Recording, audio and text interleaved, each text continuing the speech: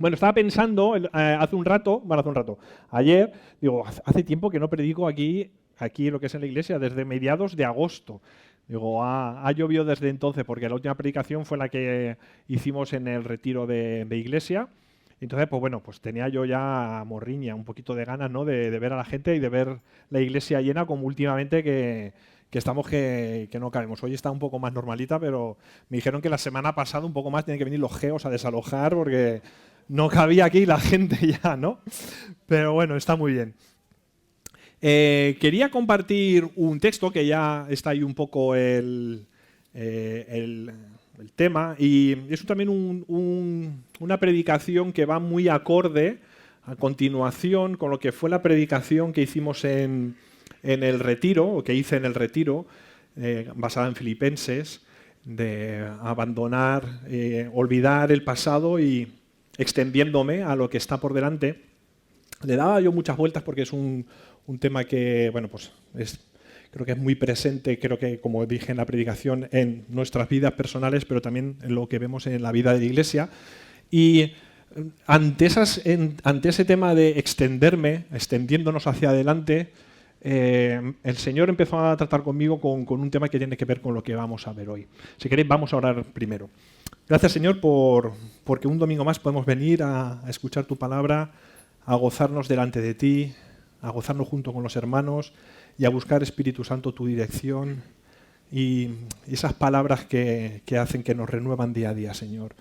Gracias por tu presencia, porque tú nunca faltas a la cita y porque tú eres el mayor interesado en que nos extendamos hacia todo lo que tú tienes por delante para nosotros.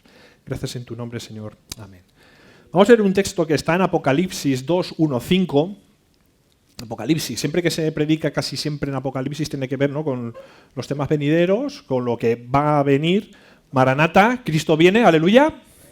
¿Vale? Eso lo tenemos claro, que Cristo va a venir, pero antes de todos los acontecimientos tan divertidos de estudiar, ¿no?, de todo lo que va a pasar, es figurativo y tal, hay una parte en la que se nos describen las cartas que Jesús mismo envía a las 7 iglesias en Apocalipsis. Y hay algunas que cada una tiene su trilíngulis, porque todas las cartas son muy chulas de estudiar y aplicarlas a nuestra vida. Yo hay algunas que me gustan mucho y la de el mensaje a la iglesia de Éfeso es una de las que más me gustan por lo que me hace pensar en cómo estoy yo. Vamos a leerlo, son 5 versículos, para algunos a lo mejor es todo lo que han leído en toda la semana de la Biblia, pero va a ser un poquito largo, ¿vale? Dice Apocalipsis 2, del 1 al 5, escribe al ángel de la iglesia de Éfeso, el que tiene las 7 estrellas en su mano derecha, el que camina en medio de los 7 candelabros de oro, dice esto. Este es Jesús, ¿vale? Para que se haya perdido. ¿Quién es el que tiene las 7 estrellas en su mano derecha y camina en medio de los 7 candelabros? Jesús. Jesús dice esto a la iglesia de Éfeso. Yo conozco tus obras, tu arduo trabajo y tu perseverancia. Sé que no puedes soportar a los malos y que has puesto a prueba a los que dicen ser apóstoles y no lo son. Y has descubierto que son unos mentirosos. Has sufrido y sufres y has trabajado por mi nombre sin rendirte. Hasta aquí, todo elogios. Pero tengo contra ti que has dejado tu primer amor.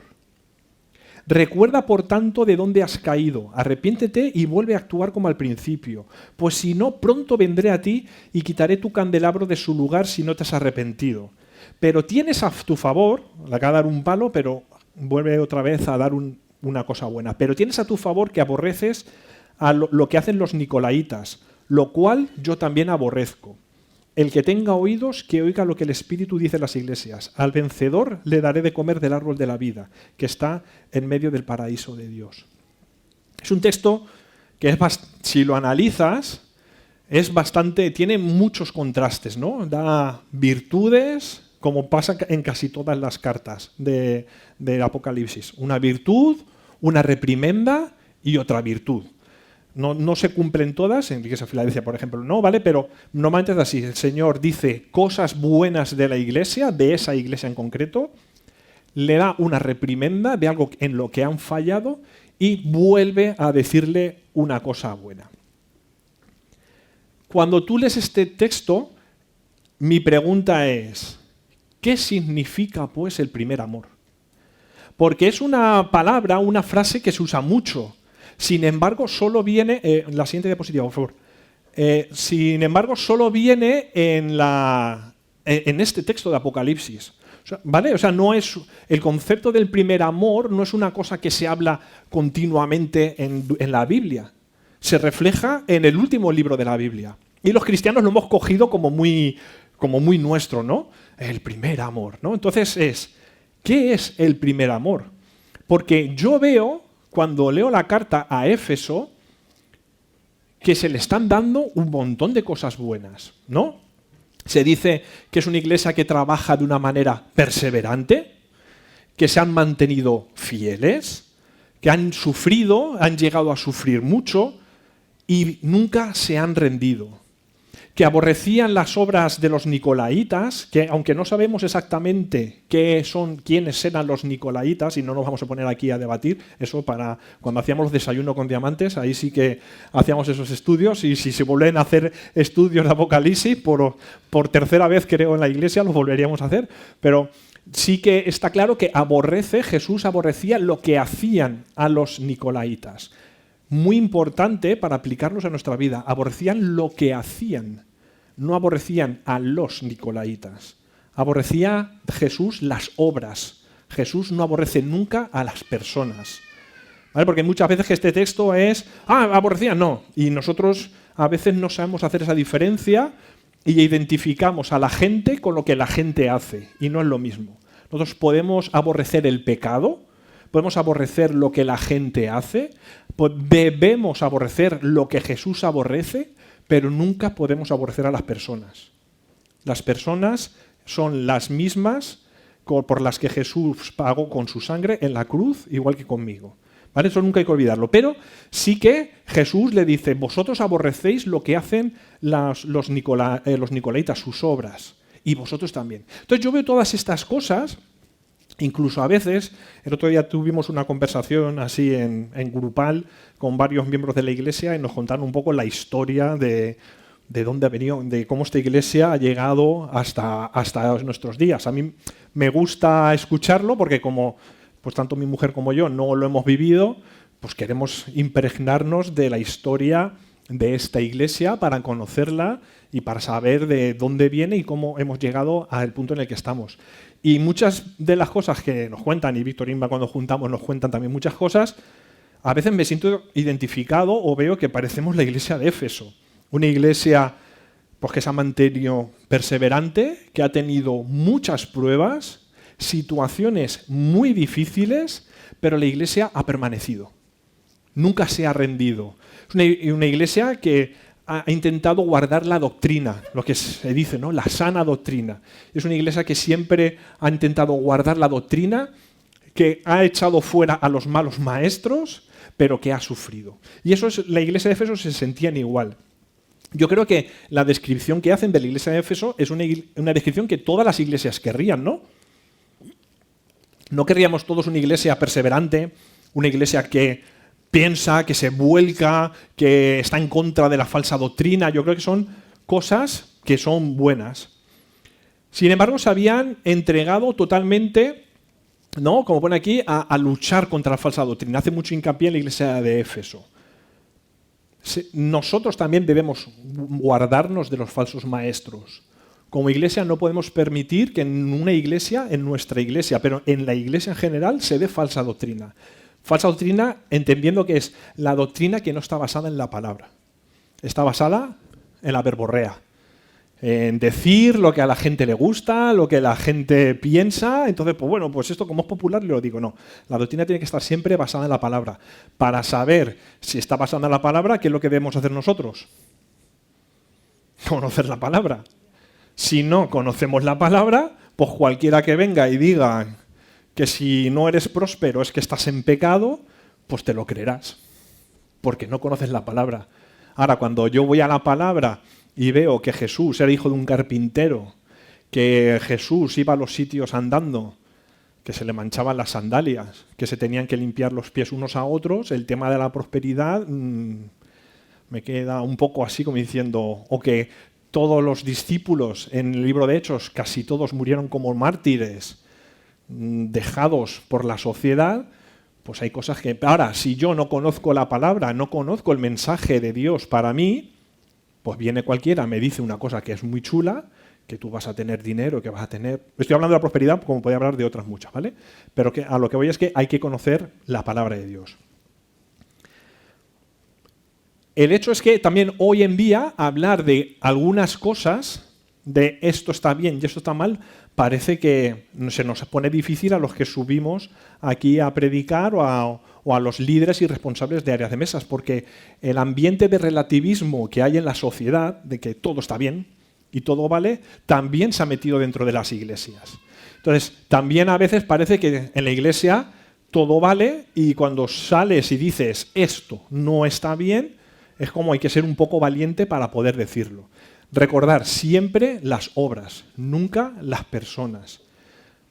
Y en ese tema de relatividad a veces me preocupa las generaciones de nuestros jóvenes, de los que están aquí, que tienen hoy menos de 25 años, y a veces me pregunto si serán capaces de soportar la presión y el sufrimiento que generaciones, incluso en esta misma iglesia, han tenido antes, pudieron pasar. Me da un poco la sensación de que nuestros hijos, mis hijos, y los amigos y la gente, pero no solo los de la iglesia, sino los jóvenes en general, viven un poco lo que llaman los jóvenes de cristal. No sé si habéis oído ese concepto. Que ante cualquier adversidad, el mundo se les cae. Ante cualquier problema, se rompen. Tienen, como dicen, muy poca tolerancia a la frustración. En cuanto encuentran problemas, ya no saben qué hacer. Jóvenes, preparaos, porque aparte de los problemas que vais a encontrar en este mundo, vais a encontrar los problemas que os añadirán por el mero hecho de ser cristianos. Y os acusarán de ser los intolerantes. Como he dicho a veces, en la sociedad de la tolerancia seréis los intolerantes. En la sociedad de la libertad seréis los que priváis de libertad a los demás. Os acusarán de eso. Tenéis que estar preparados, porque la iglesia de Éfeso dice que sufrieron, y es una virtud, de que se opusieron a la falsa doctrina, y Jesús dice que es una virtud. Tenéis que estar preparados, todos con general, pero quiero hacer énfasis en los jóvenes, tenéis que estar preparados porque os van a llover palos. Y mi pregunta es, ¿estáis dispuestos y capacitados para soportar eso? Ahí lo dejo. Pero una vez que vemos las virtudes, la cuestión sería, ¿qué es entonces el primer amor? ¿Qué es lo que entendemos como primer amor? La siguiente diapositiva. Están ahí, no se les ve. Cuando hablamos del primer amor, yo creo que yo lo entiendo como esa pasión inicial, apasionada que experimentamos, sobre todo cuando conocemos el Evangelio. Cuando te hablan por primera vez del Señor. Cuando estás inmerso en tu vida y de pronto conoces el Evangelio y conoces a un Jesús que nunca se te había presentado. Eso que empiezas a sentir, que es como el concepto de que yo soy pecador, pero Jesús ha muerto por mí sin yo merecerlo para que yo sea salvo, eso te rompe los esquemas. Y es cuando empiezas a sentir ese gozo, esas ganas de hacer todo, que quieres estar en todo en la iglesia, ¿no? ¿Os acordáis os acordáis la gente que lleva tiempo, ¿no? El hecho de, yo quiero servir, yo quiero ayudar a los hermanos. ¿Qué necesitas? ¿Hacer esto? Escucha, cuenta conmigo, llámame, no sé. Esa pasión yo creo que es lo que entendemos como el primer amor. Otras versiones dicen, has dejado enfriar tu primer amor. O sea, que el primer amor, esa pasión, es una cosa que se puede ir enfriando con el tiempo. Otra versión dice, ya no tienes el mismo amor que al principio. O sea, que Jesús es consciente de que cuando le conocemos y entendemos su obra redentora, en nosotros se enciende una pasión que el error es que con el tiempo vaya pasando. Es en ese primer amor, es cuando descubrimos la gracia y el mensaje de salvación de Jesús.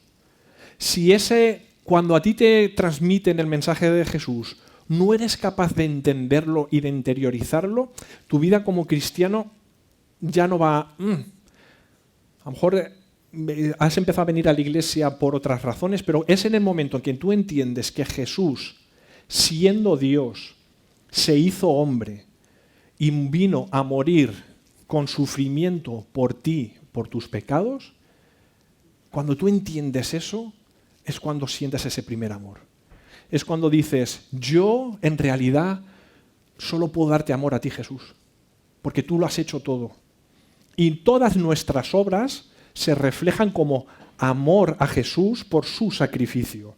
No porque tenga que ser salvo por obras, no porque tenga que hacer obras para demostrar lo bueno que soy, sino que por amor a aquel que dio su vida por mí, yo me entrego a los demás. ¿Ok? Ahora, tenemos el peligro o el gran peligro de dejar el primer amor. Siguiente diapositiva. ¿Cuál es el peligro de dejar el primer amor? Hay que recordar qué es el primer amor. He dicho que es esa pasión, ¿no? Cuando conoces al Señor. ¿Cuál es el mayor mandamiento? ¿Cuál es el mandamiento que dio Jesús cuando le preguntaron, maestro, ¿cómo resumimos la ley? Ya lo sabéis, ¿no? ¿Cuáles son? El primero, amarás a Dios sobre todas las cosas. ¿Y el segundo? O sea, cuando Jesús resume la ley, cuando Jesús resume por qué Él está en el mundo, cuando Jesús resume lo que Dios espera de nosotros, lo resume en una palabra que se refleja en dos acciones.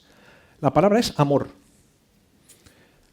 Y en dos acciones, a Dios y a las personas.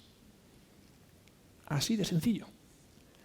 Así de sencillo es el Evangelio. Cuando empiezan ahí, es que ser cristiano es muy complicado. ¿Qué va? Ser cristiano va de amar a Dios y amar a los demás. Por lo tanto, si yo abandono ese primer amor, esa primera pasión, significa que he dejado de amar correctamente a Dios y a los demás. Y yo creo que eso es lo que le pasa a la iglesia de Éfeso. La iglesia de Éfeso es elogiada por todas las cosas que hemos visto, por su ímpetu, por su iniciativa, porque sabía sufrir, porque se hace mucho, ¿no? Lo que hemos dicho en la doctrina. Y todo eso que para cualquier iglesia sería el ideal, Jesús le dice, eso no me sirve porque has perdido el primer amor. Que fue lo que a mí me chocó cada vez que leo esta carta. O sea, todo lo que para mí es una iglesia que dices, qué pedazo de iglesia. Jesús dice, para mí no me sirve, porque has abandonado el primer amor. Entonces mi pregunta es, si queremos, como dijimos en el retiro, extendernos hacia lo que está por delante, a lo que está delante, no sirve de nada si abandonamos el primer amor. Porque si creemos que nos vamos a extender a todo lo que el Señor tiene, haciendo cosas, perseverando, siendo una iglesia que se entrega a los demás, que ayuda a la gente del barrio, que proclama el Evangelio de Jesucristo, y olvidamos esa primera pasión, el Señor nos va a meter dentro de la carta de Éfeso. Y yo no quiero eso para esta iglesia. Yo no quiero que el Señor me diga, muy bien, hicisteis, ayudasteis, disteis de comer al necesitado, hacéis actividades devocionales, estudios bíblicos, todo lo que queráis, pero olvidasteis ese primer amor. Ese no es el plan que tiene Dios. Porque cuando empezamos a hacer cosas en la iglesia con el fin de extendernos y olvidamos el primer amor, amar a Dios y a las personas, nos convertimos en una rutina religiosa. Hacemos las cosas porque sí, porque es como hay que hacerlas. Porque para que siga girando la rueda de la iglesia hay que seguir haciéndolas. Y el Señor nos dirá, y abandonasteis el primer amor. Y no nos lo podemos permitir. No podemos enfocarnos en cosas que nos alejen de lo que significa amar a Dios y a los demás. Se habían concentrado en la iglesia de Éfeso tanto en odiar a lo malo y la falsa doctrina que se habían olvidado amar a las personas. Y nosotros debemos amar la sana doctrina, pero no podemos dejar de amar a las personas. Porque dice Éfesos 2:10, somos hechura suya, creados en Cristo Jesús para buenas obras, las cuales Dios preparó de antemano para que anduviésemos en ellas. El amor en la Biblia no es un sentimiento, es una acción. Pero es una acción que se refleja hacia los demás. Siempre, todo lo que hagamos, debemos reflejarlo a los demás.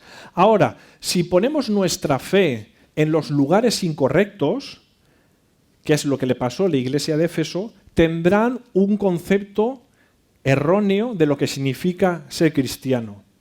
A lo mejor pusieron toda su fe y todas sus fuerzas en guardar la doctrina. Se equivocaron. Olvidaron a las personas. O a lo mejor el paso del tiempo, los años, hicieron que esa pasión del primer amor fuese apagándose con el tiempo. Como un matrimonio. Cuando pensaba en esto me venía un matrimonio. ¿Quiénes de aquí están casados? Estáis todos muy serios, no sé si es que yo estoy un poco serio, hoy no estoy haciendo tantas bromas. ¿Vale? Los que estáis casados, ¿os acordáis de los primeros meses de matrimonio? Esa luna de miel, todo era bonito. Incluso cuando tu marido se levantaba con las legañas y así que cuesta, era el marido más guapo que hay. Incluso cuando tu mujer se levantaba con esos pelos así recién despertada, decías, qué hermosa que eres, amor mío. Incluso en las cosas que la otra persona sabías que no era ideal, que tenía sus fallos, por amor todavía las sabías cubrir. El amor cubría las faltas de la otra persona. Ese momento tan bonito. Dicen que eso dura un año, más o menos. A partir del año ya empiezas a ver los defectos. Y es un poco a lo mejor lo que pasó aquí. O sea, a partir del año ya, cuando tu marido deja la tapa del váter levantada, al primer año es, ay, cariño, bájala. Acuérdate de bajar la tapa del váter, que no hay necesidad de estar viendo ahí el agüita, no pasa nada. Y eso a partir del año ya no lo dices con el mismo tono, y a los 5 años y a los 10 años ya es, si no bajas la tapa del váter no sé qué te hago. Y al gorrino. Y al revés también podemos decir unos cuantos, ¿vale? Pero me refiero a que con el paso del tiempo se va perdiendo esa pasión de la primera vez, efectivamente, han dicho por ahí. A lo mejor a la iglesia de Éfeso les pasó igual. Y pasa en muchas iglesias, y yo creo que todos conocemos iglesias y cristianos, porque las iglesias somos nosotros, somos los cristianos los que la hacemos, que en un principio estaban dispuestos a todo, era como, todo me encanta, todo servicio, oye, que es que no pasa nada, no puedes, mira, es que este hermano Juan, y que otra vez han dejado, no pasa nada, que han dejado las cosas, han venido a ensayar los de la alabanza y han dejado las sillas por medio, no pasa nada, yo las recojo, y lo recogías. Es que han venido las mujeres y han dejado en la cocina hecho un desastre. No pasa nada, lo recogemos. Y esa sensación, misma dice, porque la mujer, bueno, pues los hombres, bueno, las mujeres sería raro que lo dejasen, efectivamente, pero bueno, por no hacer micromachismos, ¿vale? Pero toda esa sensación que tenías al principio, yo me acuerdo cuando conocimos al Señor, que enseguida, bueno, yo tenía 13 años, entonces suficiente era mantenerse en la iglesia. Pero cuando ya era un poquito más mayor, con 17 y 18, enseguida en Exploradores del Rey me metí, en la alabanza, íbamos desde mi casa hasta la iglesia en Valencia, hay unos 40 kilómetros, Luciano, desde Alacuas, 35, hasta el Cabañal, menos. Bueno, es que Valencia es muy pequeñito, ya me he acostumbrado a las distancias aquí, pero mi hermano el mayor y yo tenemos que coger 2 autobuses. Cogemos uno en el pueblo donde vivíamos, que es un pueblo que hay en la entrada. Si vienes desde Madrid, está enseguida. Para los que han ido desde Madrid a Valencia, justo antes de entrar a Valencia, a mano derecha. ¿Vale? Pero tengo que coger un autobús. El autobús nos cogía desde Alacuas, que es el pueblo donde crecí yo, hasta el centro de Valencia. Ahí tenemos que esperar. en la Plaza España, venía otro autobús, lo cogíamos, nos llevaba hasta el Cabañal, que es donde está la iglesia, y luego andábamos un ratito. Eso todos los domingos, y lo hacíamos encantados por ir a la escuela dominical, que era el domingo por la mañana, luego el culto era el domingo por la tarde. De ida y 2 autobuses de vuelta. Y luego ya por la tarde íbamos con mis padres y así en coche, porque mis padres estaban en la iglesia del pueblo donde íbamos, de Alacuás. Pues son los 2 hermanos mayores, nos íbamos a Valencia. Y lo hacías encantado. Eso a lo mejor, ahora lo pienso, ahora digo, va a ir tu tía. Yo 2 autobuses para ir hasta el Cabañal, o sea, no voy ni en coche. El primer amor. Con el primer amor todo lo haces, todo lo cubres, todo es pasión. Jesús es lo mejor.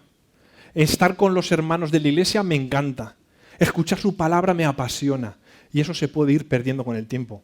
También puede ser que en la iglesia de Éfeso ya empezaban a haber hijos de creyentes, como en esta iglesia, que nunca han conocido ese cambio de sentirse perdido en el mundo y conocer el Evangelio del Señor. Y eso es un problema. Porque ellos han crecido desde pequeños dando gracias con la comida, viniendo todos los domingos a la escuelita dominical, los sábados a jóvenes, los domingos a escuchar al que está aquí predicando. Y eso lo llevan escuchando desde que son niños como los bebés que hay por allí. Y van creciendo en esa rutina, en esa costumbre, y nunca han sentido el hecho de sentirse pecadores y entregar su vida a Jesucristo y que Jesucristo los cambie. Porque dan por hecho que Jesucristo ha estado con ellos desde que nacieron. Y eso es un problema para ellos y para nosotros como iglesia. Jóvenes, hasta que no reconozcáis que el cristianismo no se hereda, el cristianismo es una decisión personal. Y a lo mejor tenéis que pasar por el desierto de dejar la iglesia para luego volver. Y los padres tendremos que pasar por el sufrimiento de ver que nuestros hijos deciden no venir a la iglesia para que puedan llegar a sentir el amor de Cristo. No digo que deba ser así, a ver si todo se... Pero hay que entender que ellos no han recibido el Evangelio como lo recibimos mayoritariamente todos nosotros. No tienen esa sensación de yo estoy perdido y Jesús, el mensaje de Jesús transforma mi vida. Ese camino lo tienen que hacer. Y no se les puede tratar a los jóvenes como creyentes, como discípulos si ellos no han decidido ser discípulos. Es que a lo mejor hay muchos que ni siquiera han decidido ser discípulos. Es que a lo mejor hay muchos que ni siquiera están bautizados. Porque han decidido, todavía no lo han decidido. Por lo tanto, ellos recibieron el Evangelio de una manera diferente a como lo hemos recibido nosotros. Y debemos entenderlo como iglesia. Cuando olvidamos todas estas cosas de enfocarnos en el amor a Dios y a los prójimos, si yo no siento, mi prioridad no es el amor a Dios y el amor a los prójimos, ¿en quién centro mi prioridad de amar? A mí mismo. Cuando yo no me centro en amar a los demás y en amar a Dios, me centro en amarme a mí mismo. Lo que convierte en un amor egoísta, que lo único que busca es cubrir mis necesidades. Y eso es un error. Mateo 22, 37, 39 habla de que Dios nos habla amar a Dios con todo nuestro corazón, con nuestra alma y con nuestra mente. Debemos amar a Dios en todo mi ser, íntegro. Porque en el momento en que yo dejo de amar a Dios y a los demás en estas 3 áreas, me empezaré a amar a mí mismo. Y de mí solo fluye egoísmo, cubrir mis necesidades. Y muchas veces las cumplimos, esas necesidades, en la iglesia. No servimos en la iglesia por amor a los demás, sino porque me siento realizado. No hablo a los demás del Evangelio por amor a ellos, sino para hacerme el interesante. No me gusta, no vengo aquí a predicar para ser de bendición a los demás, sino porque me ponen un estatus. De hecho, mira, estoy más alto que vosotros.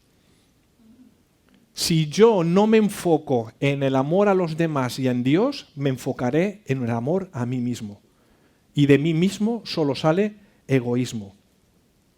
Si ponemos el énfasis en guardar la doctrina, la palabra de Dios, sin enfocarnos en los demás, crearemos un espíritu crítico y de censura, con todo y con todos.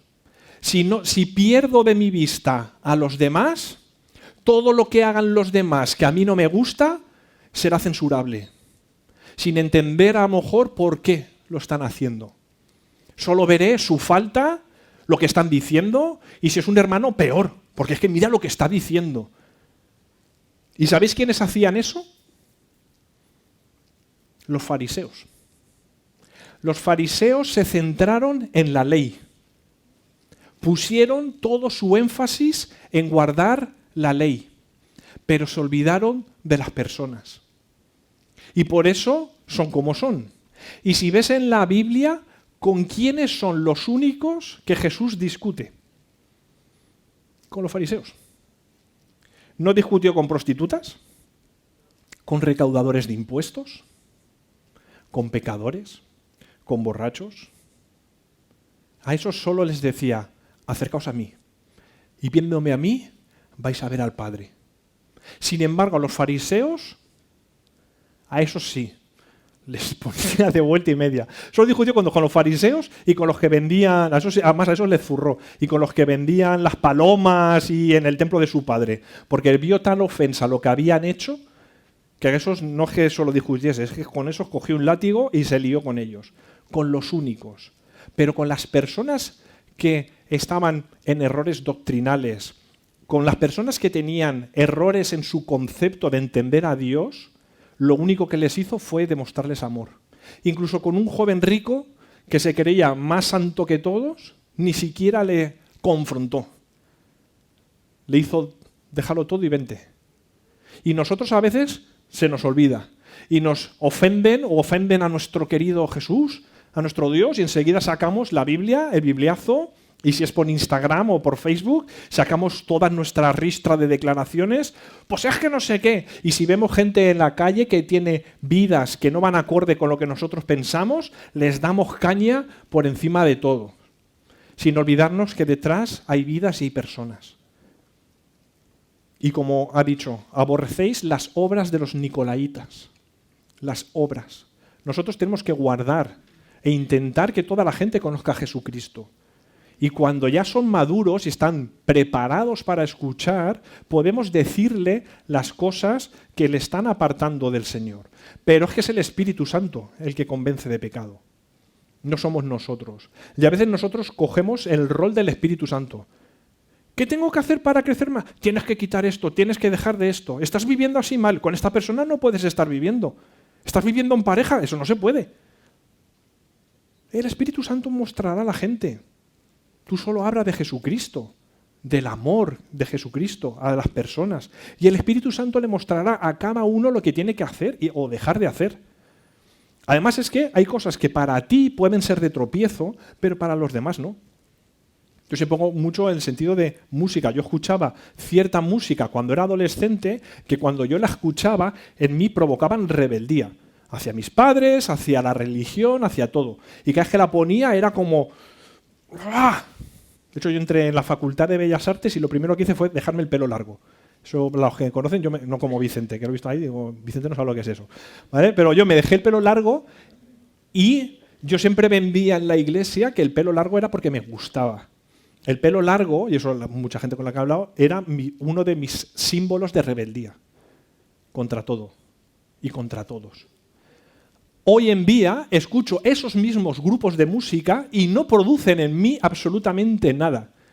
Disfruto de los arreglos, disfruto de cómo cantan, pero no provocan en mí esa sensación de rebeldía.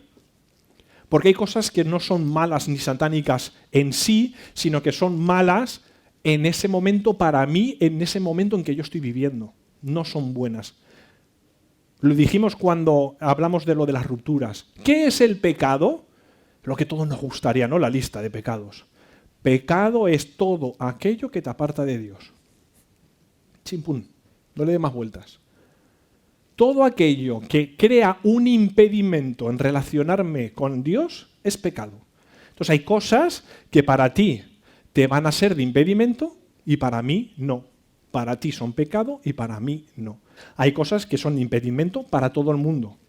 ¿Por qué? Porque van en contra de la esencia de Dios. El adulterio. Eso va en contra de Dios, por lo tanto es pecado. No, a mí me sienta muy bien. No. Pero el pecado es todo aquello que te impide relacionarte libremente con Dios. Cuando nosotros empezamos a abandonar el primer amor, tenemos una espiritualidad fría. He puesto aquí. Empiezas a tener falta de oración, falta de comunión con el Señor. Ya no nos interesa tanto leer la Biblia. La dejamos. Son síntomas, ¿eh? Ya leer la Biblia ya no me apasiona como al principio. Me acuerdo recién convertido que lo primero que hice fue leerse la Biblia del tirón. ¿No? Pues ya cuando empiezas a decir, la Biblia, qué pestiñazo, ¿no? Pues son síntomas. Venir a la iglesia es ya algo rutinario. Vengo por la costumbre, un poco como ha dicho Isra en la alabanza. Vienes porque es lo que toca. Porque ya se ha convertido casi en un club social, porque ya no tienes amigos fuera de la iglesia, porque los has abandonado, y los pocos que te quedan están aquí dentro. Pues entonces vengo, los veo, puedo criticar a alguna actitud. Vengo porque hay que venir. Cuando leo la palabra o cuando oigo una predicación ya es más de lo mismo. A ver qué me sueltan hoy. Si puedo estar jugando con el móvil, pues mejor. Empiezas a criticar, a ver que está todo mal. Ya no evangelizas. No hablas del Señor a los demás. ¿Cómo voy a hablarles si ni siquiera yo me lo paso bien? Todo eso son síntomas de que estás abandonando el primer amor. Ahora, dice en Apocalipsis 2:5, recuerda de dónde has caído. Porque recordar de dónde hemos caído nos lleva a lo que he comentado, a reflexionar sobre nuestros primeros pasos en la fe. Sobre cuando todo era flores y pajaritos y todo era bonito. A recordar esa acción de gracias a Jesús por su sacrificio. Cuando nuestra gratitud al Señor era genuina, era sincera. Cuando entendíamos perfectamente lo que Jesús hizo en la cruz por nosotros. Por eso es lo que nos dice, recuerda de dónde has caído. Recuerda cómo eras antes. Recuerda. Y a lo mejor pasa lo que he dicho antes, que es que algunos dicen, yo es que no lo puedo recordar porque nunca lo he vivido. Pero sí que puedes hacer la reflexión de cómo estaría yo si no conoces a Jesús.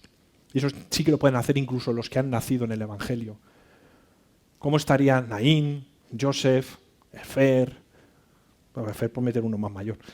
¿Vale? ¿Cómo estarían toda la gente que han crecido ya en el Evangelio y dirían, ¿cómo sería yo si el mensaje de Jesucristo no lo hubiese tenido desde pequeño? ¿Dónde estaría? Y a lo mejor la respuesta no te gusta. Recordar nos lleva a reconocer nuestro pecado, entendiendo pecado como aquello que nos aparta de Dios, ¿vale? Y recordar nos lleva a volver de regreso al agradecimiento por lo que Jesús hizo en la cruz por nosotros. Porque Dios sí que nos permite, o nos dice en la iglesia de Éfeso, que hay un camino de regreso. Arrepiéntete y vuelve a hacer las cosas que hacías al principio. El camino de regreso es muy sencillo. La siguiente diapositiva. Arrepiéntete y vuelve a hacer las cosas. Porque aquí arrepentimiento no se refiere a ¡qué malo que soy! ¡Jolines! Es que soy muy chungo. Y te quedas ahí. Aquí el arrepentimiento está hablando de una acción. Es reconócelo y vuelve a hacer las cosas que hacías al principio. Además, me llama mucho la atención que no dice haz cosas nuevas, inventa. No, vuelve a hacer lo que hacías. Cuando habla de los matrimonios, a mi marido es que ya no le aguanto esto. Vuelve a tratarle como le tratabas al principio. Mi mujer es que es insoportable. Es que siempre estoy esperándole 2 horas y cuarto para salir a cenar. Cuando antes, al principio, estabas esas 2 horas y cuarto y cuando salía decías, qué guapa que estás, cariño. O sea, el Señor lo que está diciendo es, haz las cosas que hacías al principio. No tienes que inventarte locuras. Acuérdate de esa pasión que tú sentías cuando conociste mi mensaje, que salías y hablabas a todo el mundo. Pues es que voy a la iglesia, pues es que el Señor, cuando te decían, oye, ¿me podéis ayudar? Yo el primero. Es lo que te estoy diciendo, vuelve a hacer eso. No tienes que inventarte nada, vuelve a hacer lo que hacías al principio. Por lo tanto, ostras, para mí es como diciendo, ostras, es como el hijo pródigo, que ha mencionado también Tony. O sea, el hijo pródigo está en la casa del padre disfrutando de las cosas que tiene el padre en su casa. El primer amor. Un privilegiado. Decide irse, se gasta todo, cae en la miseria y cuando está en lo más hondo, comiendo la comida de los cerdos, recuerda, en la casa de mi padre. Y empieza a acordarse cómo era vivir con su padre. ¿Y qué es lo que hace? ¿Se inventa una casa que se parezca a la de su padre? No. ¿Se rodea de gente como su padre? No. Hace lo que hizo al principio, volver. Volver a la casa del padre. Y empieza ese recorrido de volver a la situación en la que estaba. Y el padre cuando lo encuentra, lo abraza, le pone el anillo, lo cubre y hace una fiesta por él. Y mata a esas ovejitas que estaban ahí tan buenas. Dice, estas las mejores para mi hijo que ha vuelto. Se trata de volver a hacer las primeras obras. No hay que cambiarlas por otras, no hay que volverse loco. Haz lo que hacías cuando me conociste. Pero que no se nos haya olvidado. A lo mejor necesitas pararte, no sé si ahora o luego en casa, ojalá que esta predicación no acabe aquí, es lo que creo que la gente que predica espera que tenga continuidad. Y en tu casa puedas, en la tranquilidad de tu casa, o de donde sea, puedas decir, ¿cómo me sentía yo cuando conocí al Señor? Cuando fui consciente de lo que Jesús había hecho y qué cosas ahora de esas ya no hago. O las hago, pero no las hago correctamente. Porque a lo mejor el volver simplemente es volver a las prácticas espirituales básicas, como he dicho antes, es volver a la oración, la que tienes abandonada, es volver a la lectura de la palabra diaria, que leías antes y ya no lo estás haciendo,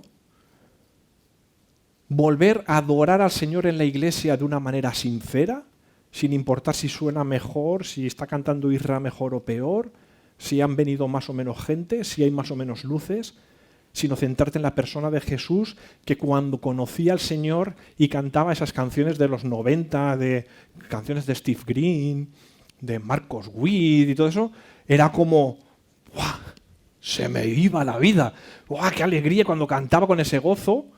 A lo mejor eso ya lo he perdido. A lo mejor es volver a proclamar el Evangelio. ¿Hace cuánto no dices a una persona, sabes que el Señor te ama? ¿Sabes que Jesús es la respuesta a tus problemas?